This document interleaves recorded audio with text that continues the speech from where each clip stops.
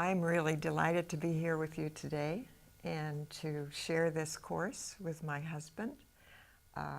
This is something that we have taught for many years and have always enjoyed doing this very, very much. So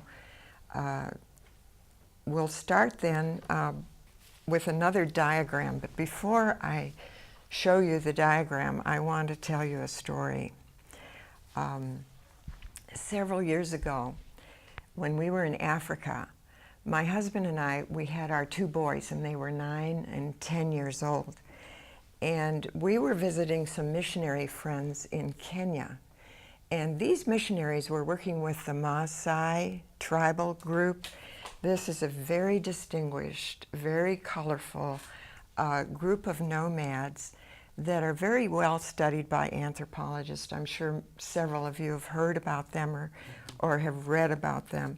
The Maasai life revolves around their cattle, their cows, and they live very close to their cows, and they also drink a lot of the cow's milk, and they also drink the cow's blood. And it's a very different sort of experience for us and our family, and we were very excited about going there to meet with these group of Maasai warriors, actually is what they're called. And so our friends arranged for us, our missionary friends arranged for us to go and have tea in a Maasai village. And so we got in the car with the children and we went out, and just before we got there, they said, okay, when you get out of the car, you, as an adult, Dwayne and I, my husband and I, you must greet the people, and there will be lots of children that will come, and they'll gather around the car, and they will present their heads to you, and they will all be bald, they will be shaved, and what you do is you put your hand on their head, and then you say a greeting. And so we said, yeah, we can do that. And so then they said to our children, our two boys who were 9 and 10, they said, when you come to an adult, you must present your head to the adult.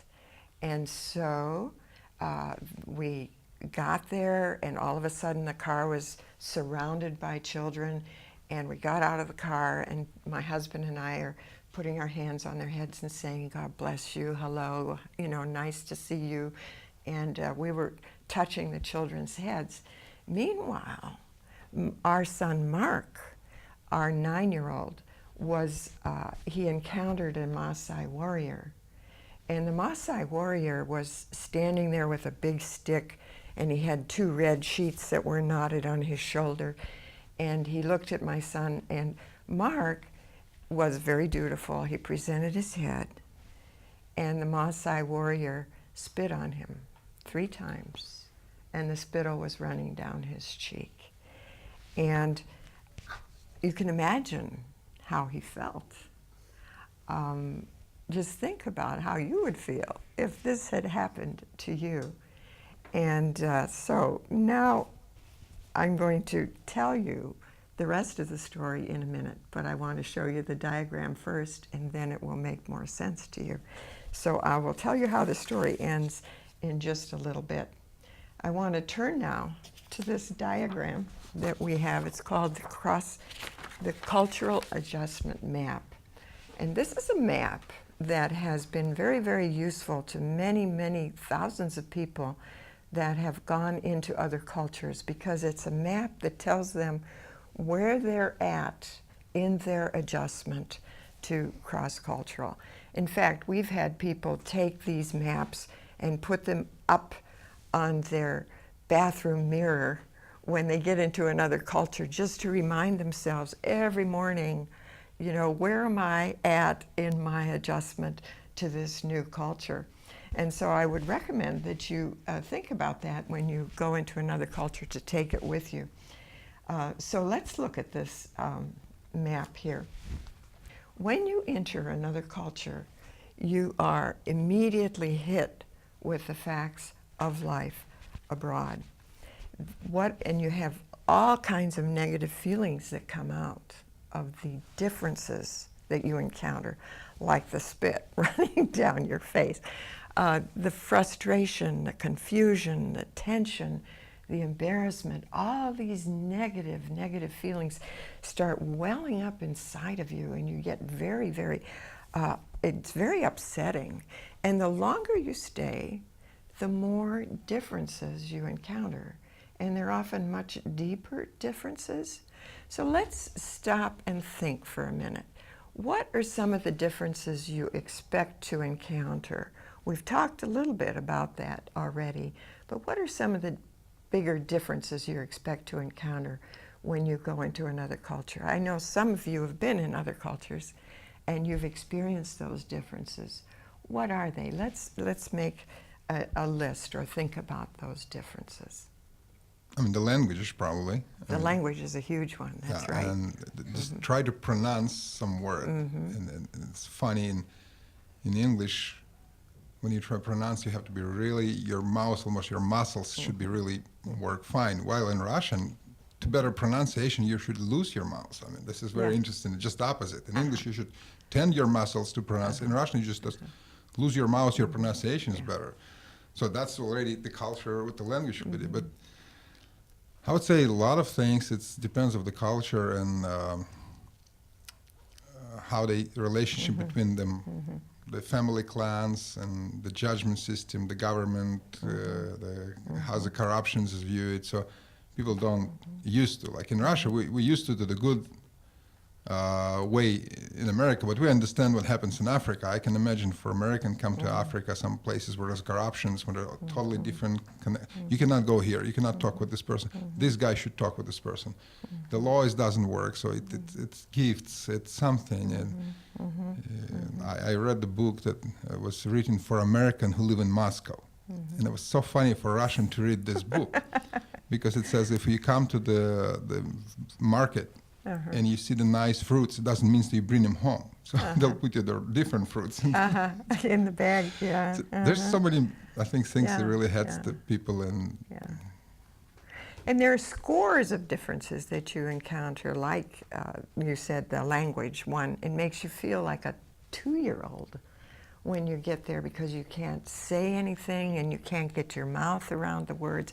And it's very disconcerting and it's very hard because you feel like a little child again, and that's difficult. And then you get the issues of corruption. Perhaps they do things differently and you can't always expect to find the same fruit in your basket that you saw on the stand, etc. So, and then these are the things that give you all these terrible feelings. You know, you get so mad because you see these things, Larissa. Well, I would add on the surface, not going deeper into politics or anything, it's food and clothes and the way people relate to each other. I mean, the 3 major areas, in addition to the language, I guess. So food and clothes are often quite surface things, but then the way people relate to each other gets, it gets a lot deeper. Then you have to really study and think about what you're doing, and you can't they're not just the same as you. And Olga? I would also add some more differences I noticed. The way they stand in a line at the supermarket. In France, they keep a distance. In Germany, they behave like we here in Russia. So I tried to do what they do. And how do you behave here in Russia? We stand rather closely. Okay. And we Russians usually leave our shoes and boots in the hall when we come to somebody's place. In other countries, I saw the people didn't do it. They didn't take their shoes off. Yeah, well, see, that there you have it again. They have potential for conflict and offense, don't they? Because if you don't take your shoes off when they're accustomed that you should, or if you don't do the things that they expect you to, you don't greet them the way they should, they tend to feel like they read into what you're thinking, and they think you're arrogant and that. Can I add one more thing? Yeah. So, and there is one other difference that came to my mind. In other countries, they usually don't pay attention how many flowers they give you as a gift. In Russia, if you bring an even number, An even number, it means that you have come to the funeral. Really? Yes. Wow, that's very interesting. It's interesting. Yeah, and so tremendous offense could be Yes, given at absolutely. that point. If Yeah. you give a clock Uh-huh. as a gift in China, it means that you want the person to die.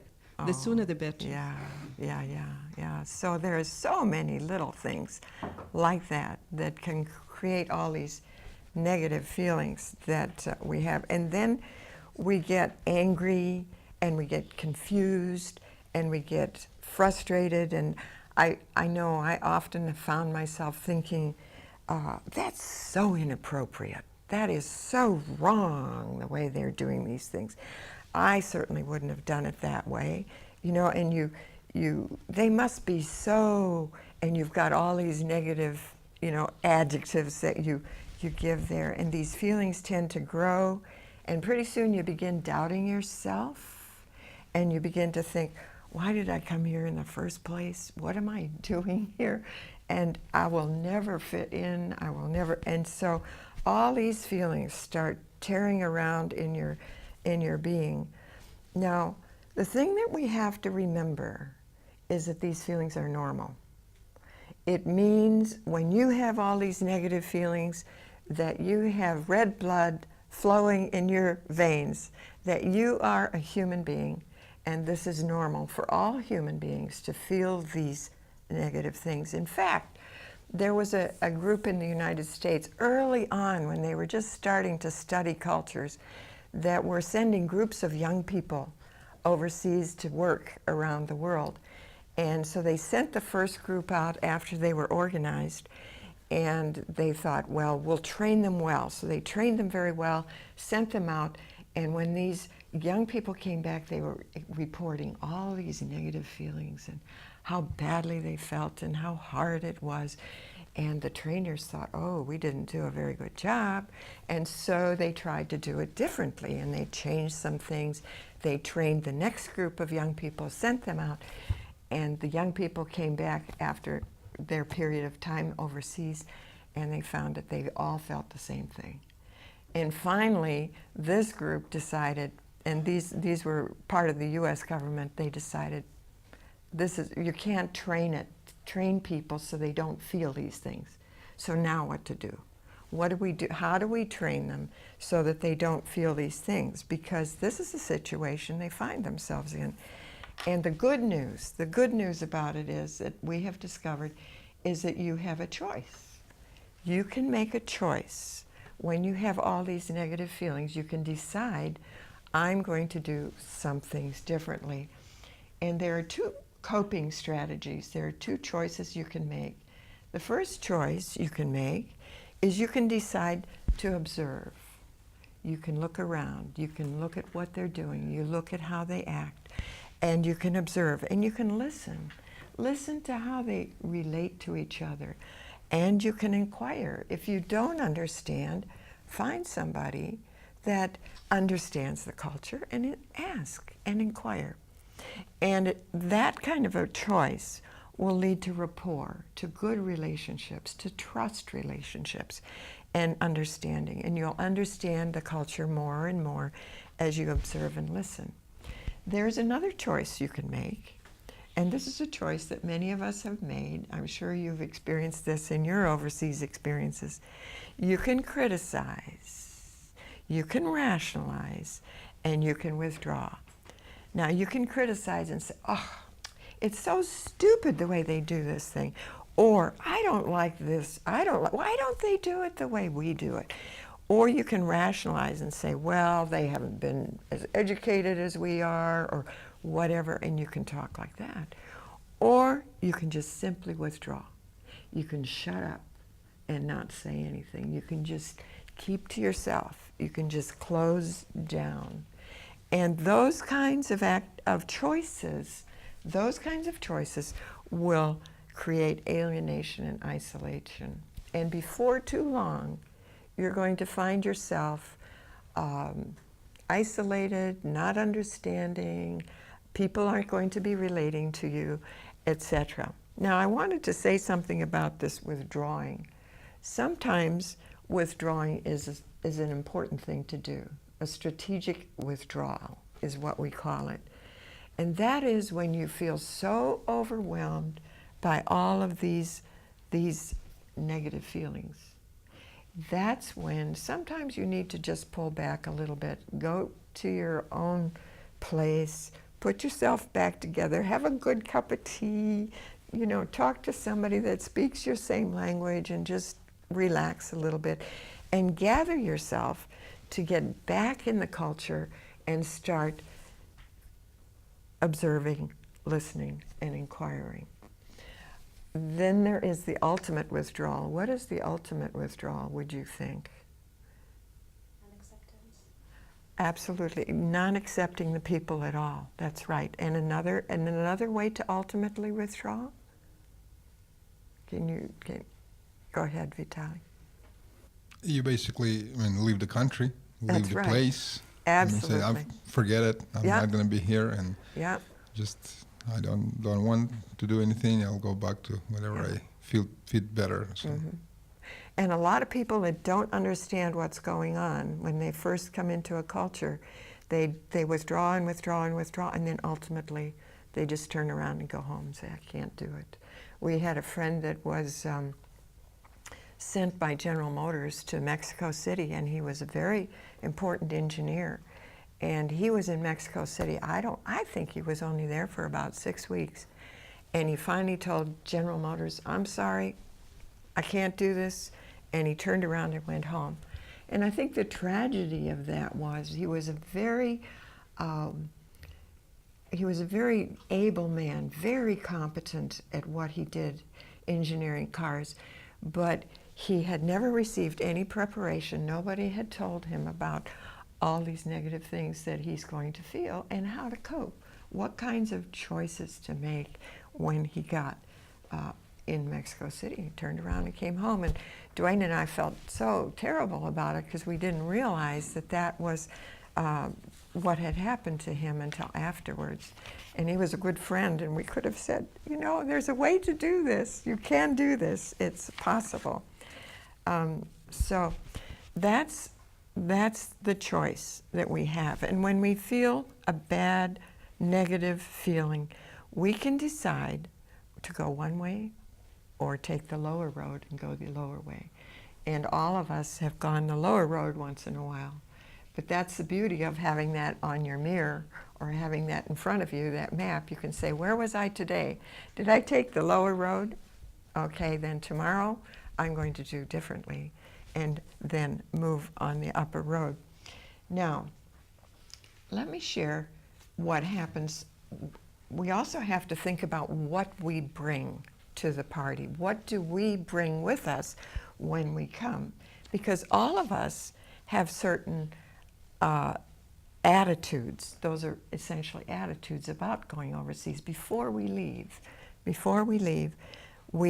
some of us come with, we're open, we're accepting, we're going to love the people, we're going to have a great experience, we're going to build our trust with them. And then we also, there are people that come with fear. You know, I'm afraid of the corruption, I'm afraid of the traffic, and we have a lot of negative fears, or we suspect. You know, we've had an experience or two in our culture with people from this culture, and we're worried about how they're going to treat us, and we're suspicious. Or we are very rigid and inflexible. Now, in the real world, none of us are one or the other. All of us are what we sometimes say are a mixed bag. We all have our desire to be open and accept and trusting, but we also have our fears. And I've noticed that when people go into some third world countries, they love to come home and tell the terrible stories, you know, about how they were hijacked and how they saw this big snake and almost got bitten by it. And these things generate your fears, you know, because then you expect, you know, to be hijacked at every corner, and you expect to see a snake around every bush. But yeah, so Yeah, we have to be careful about the war stories that we tell when we come back home. But anyway, we are a mixed bag with these kinds of attitudes and stories. Even a small contribution can make a big difference. Jesus fed over 5,000 people because of a little boy's 5 loaves.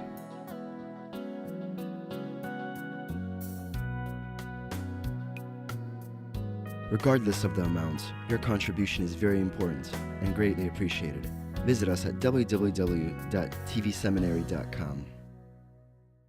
Stories. So, the fact is then that we come in feeling this way, and we hit these enormous cultural differences, and then we have to decide, we have to have a choice. Okay, I'm feeling negative. I'm feeling terrible about this. I'm going to observe, and I'm going to take the upper road. And people that tend to take the upper road, it reinforces these feelings, and then they hit these differences again, they take the upper road again, and it becomes a way of life. You more and more, you tend to build more and more rapport and understanding. And some people take the negative road, and they take it much more often. And they take it to the point where that's all they do, is they think negatively, and then they become isolated and closed down. So the issue then for us is you hit this period of confusion and frustration, and maybe yesterday you took the lower road, and you come back and you think, oh, I should have thought about that. And so the next time you choose to take the upper road, and that helps to build rapport and understanding. Any thoughts or questions about this at this point? Anything you want to add, Vitaly? Just very interesting study that I came across, that the biggest number of missionaries who returned home, it was from, I think, Russia or former Soviet Union. Really? And they studied, so what happens? Yeah. And really what happens, they find out the reasons. So when people come here first time for a mission trip, they'll see nice cars, they see some even maybe nice stores right now after perestroika. So they feel like it's look like America. So they came with this expectation. Yeah. When you go to Africa, you see all these different things, and you prepare for what it is. And the people stay longer. Here, the people think, okay, I can live here. So this I came for a week. And then when they start to live here, when they encounter all these problems, they realize it's overwhelming. So this misleading out fear, I mean... Yeah, the more the people look like you, the higher your expectations are that they are like you. Yeah, and then it really hits you when you experience these major cultural differences. You're exactly right, yeah. Well, let me tell you what happened to our son Mark. Here he is, standing there with all the spittle running down his face. And what did he do? What should he have done? He came over, he sidled over to me, and he said, Mom, Mom. He said, this man spit on me. This man spit on me. And I said, okay, Mark, what should we should find out what this means. So I took a hanky out of my pocket, and we just turned around and we wiped it off a little bit. And we went on and we had tea. And later on, we talked to the missionaries and we said, do you know what happened to him? And they said, oh yes, that was a blessing. That was a blessing. And do you know that the Maasai, when they have a new baby born into the tribe, all the relatives come and they spit on the baby to bless the baby. And when they're making a business deal, they'll spit in their hand and shake hands, or they'll rub the spittle on the other person's arms, the way they do that. And it comes from the fact that God blesses them with the rain, and it's a very dry area. And so that blessing is part of God's blessing, and so they want to repeat that blessing. And so look at the difference there, and that was an enormous difference. And I was so proud of our son, Mark, because he was able to just take it. He didn't show any anger or anything. He just came over and he said, "Mom, that man spit on me." And we found out what it meant, and we had a wonderful time. And ever after that, he was very happy to go back and have tea with the mosque.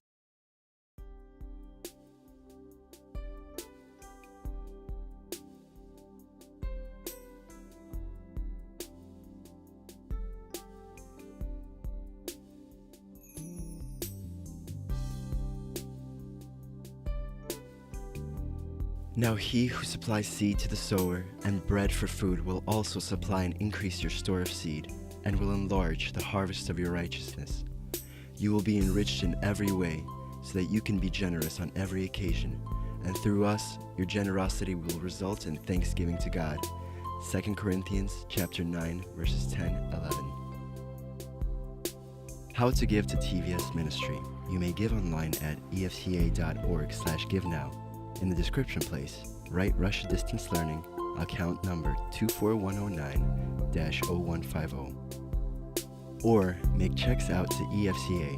Write on the check memo line, Russian Distance Learning, account number 24109-0150. Mail to EFCA Donor Services, 901 East 78th Street, Minneapolis, Minnesota, 55420-1300. Or send your gift through PayPal for tvs.gift@gmail.com.